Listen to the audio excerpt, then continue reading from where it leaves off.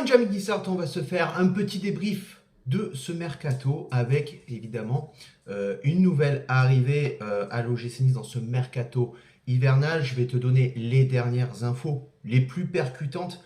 Il y avait beaucoup d'attaquants qui circulaient, notamment des ailiers gauche et des ailiers droits aussi, notamment pour pallier un petit peu à ce manque offensif qu'on peut avoir. Et puis apporter aussi un petit peu de concurrence à tous ces attaquants. Je vais te dire les joueurs de l'OGC Nice qui sont comment dire, intéressés par des clubs, en tout cas où des clubs s'intéressent au profil de nos joueurs et les principales rumeurs du club.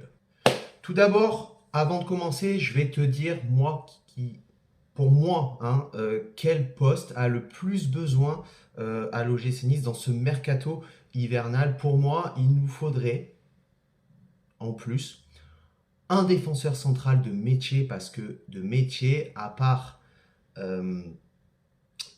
Dante et Todibo, on n'a pas grand monde qui peut faire l'affaire en remplacement, et les deux joueurs ne peuvent pas non plus porter sur leurs épaules de jouer tous les matchs titulaires dès 90 minutes, notamment Dante qui est vieillissant. Il nous faut bien sûr un attaquant ou un ailier, ça tu le sais, c'est arrivé il n'y a pas longtemps, et un latéral droit pour pallier à l'absence de Youssef Attal, et surtout qu'on a uniquement que Lotomba en latéral droit, ce qui est un petit peu pauvre en termes de joueurs sur ce poste-là.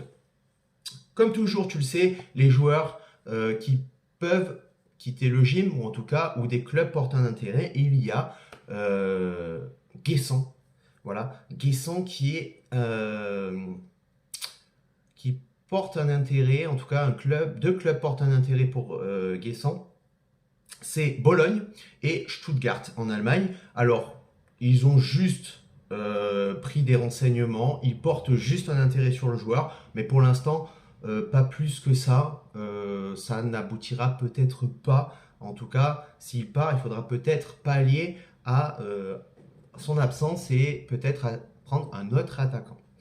Autre joueur dont des clubs portent intérêt, ça se passe en Angleterre, c'était déjà le cas cet été, c'est Jean-Claire Todibo qui intéresse toujours l'Angleterre, notamment Tottenham, Chelsea ainsi que Manchester United, comme cet été déjà Manchester portait un intérêt fort sur Jean-Claire Todibo. En tout cas, tout porte à croire que Todibo finira la saison, en tout cas pour moi, au point de vue de sa mentalité et pour clore le travail qu'il a apporté et le travail qu'il a fait au sein de l'OGC Nice. Je pense qu'il va rester jusqu'à la fin de cette saison.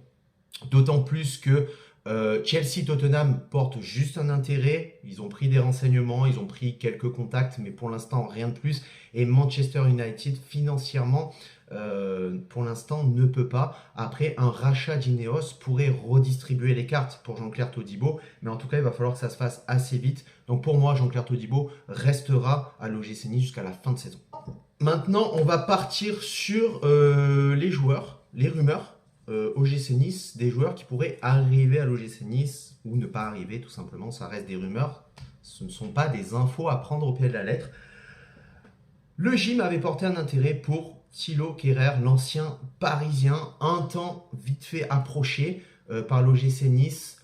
Ça a été vite abrogé puisque la transaction serait trop onéreuse et il ne voudrait pas rentrer dans des surenchères pour attirer le profil de Thilo Kehrer, tout simplement. Donc Thilo Kehrer ne viendra pas à l'OGC Nice.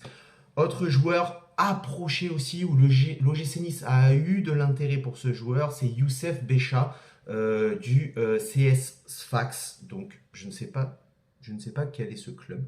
Je ne connais pas le joueur non plus.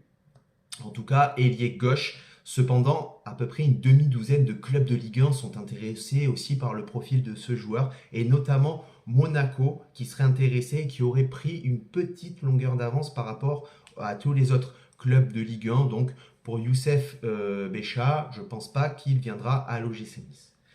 Et on a eu cette rumeur complètement folle, complètement sortie de nulle part, qui a fait beaucoup réagir les supporters niçois. C'est Florian Thauvin, l'ancien Marseillais de 30 ans aujourd'hui, qui évolue à Udinese actuellement avec 3 buts et 3 passes décisives cette saison. Nice lui portait un intérêt et souhaitait le relancer en Ligue 1, et Florian Thauvin souhaitait aussi rebondir en Ligue 1 puisque sa carrière est en train de descendre complètement. Ce n'est plus le Florian Thauvin de l'Olympique de Marseille qu'on a connu en équipe de France aussi. Alors moi personnellement, je vais te donner mon avis sur Florian Thauvin. Pour moi c'est non. Pour moi, c'est non, mais c'est pas le fait qu'il soit Marseillais, enfin que c'est un ancien Marseillais, qu'il a clamé son amour pour l'OM, qu'il s'est même dit supporter de l'OM. Ça, les gars, je m'en branle complètement qu'il ait joué à Marseille et qu'il soit supporter de l'OM. Parce que avec tous les clubs, tous les joueurs plutôt, qui étaient anciens Marseillais à l'époque et qui ont évolué à l'OGC Nice, je t'en passe, hein, des Pancho Bardonado, des Cyril Roll, des Hatem Ben Arfa, hein, on s'en souvient aussi, Hatem Ben Arfa, non, on ne veut pas d'un ancien Ran, Nana, pour au final, tout le monde lui a sucé la bite. Hein, voilà, donc moi j'étais largement pour, parce que je pensais que vraiment, il pourrait apporter quelque chose à l'OGC Nice, je ne pensais pas qu'il allait faire cette saison-là. Des anciens Marseillais qui sont venus jouer à l'OGC Nice, on en a eu beaucoup.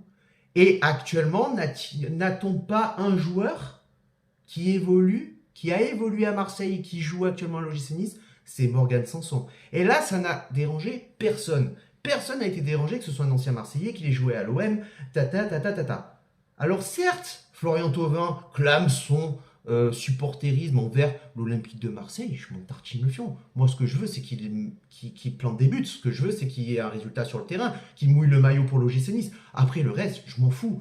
Mais pourquoi, pour moi, c'est non? Parce que je pense que c'est un joueur qui est en déclin, qui ne sera, pour moi, n'arrivera pas à se relancer à l'OGC Nice, ou même en Ligue 1 ailleurs dans un autre club.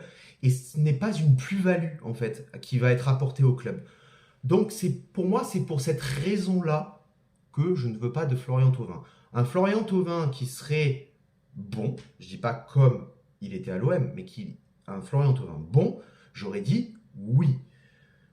Je ne pense pas honnêtement qu'il viendra à l'OGC Nice, mais en tout cas, encore une fois, arrêtez avec votre hypocrisie, c'est un ancien Marseillais, parce qu'en attendant, tous les joueurs qui étaient à l'OM et qui sont venus à Nice, pour la plupart, en tout cas, ils ont été vraiment adulés par tous les supporters de l'OGC Nice. Donc maintenant, stop avec ça.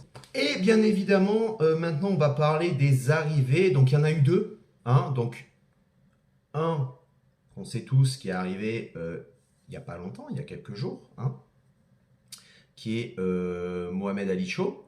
Et un autre joueur qui est revenu de près, Robson Bambou, que j'avais complètement oublié.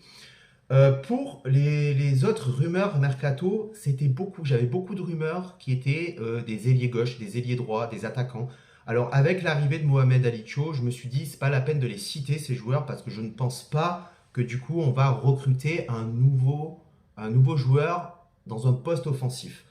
Donc pour moi, je me suis arrêté là et donc Mohamed Ali Cho qui est arrivé, révélation de Angers en Ligue 1. Et pour moi, c'est un excellent choix et bien sûr qu'on aurait pu viser mieux, mais c'est vraiment le profil recherché. C'est un profil qui est explosif sur les côtés, qui peut percuter et apporter du danger devant, ce qu'on a besoin, mais surtout de concrétiser. Naturellement, il repique très facilement au centre, dans l'axe, pour pouvoir apporter encore un peu plus de danger et alimenter peut-être aussi nos attaquants qui demandent que ça et de concrétiser, de les mettre dans les meilleures dispositions pour aller marquer, parce que c'est ce qu'on veut, c'est aller chercher le but, mais il est aussi capable de semer les défenseurs et d'apporter sa vitesse dans l'axe. C'est pour moi le profil qui nous manquait en attaque avec Mohamed Ali Cho. Donc pour moi, excellente recrue, vraiment, c'est pour un mercato hivernal, c'est plutôt très propre. Comme on avait pu le faire l'année dernière avec Terem Moffi. Et Bambou, donc retour de prêt à Vasco da Gama.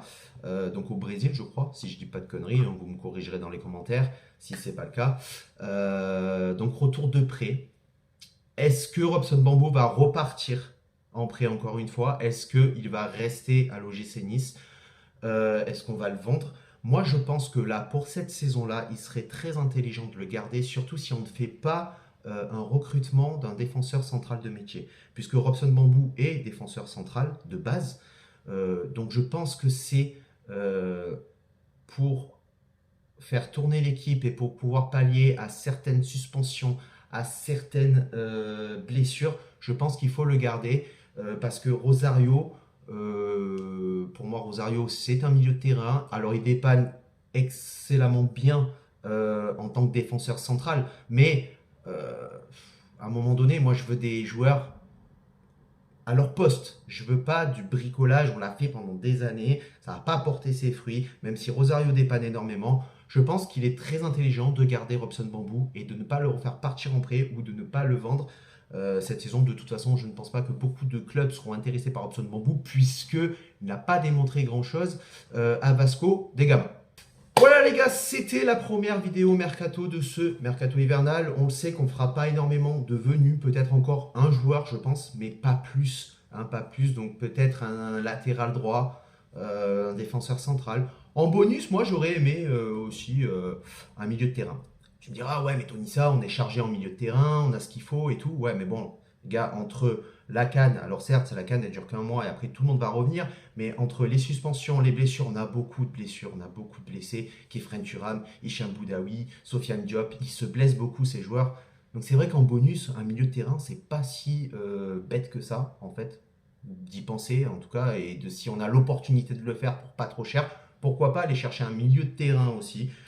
Donc voilà, c'était la première vidéo. Il y en aura peut-être une deuxième ou une troisième. Tout dépend des rumeurs et de l'activité de ce mercato hivernal. Sur ce, ciao viva, la Bayetta et Issa Nissa.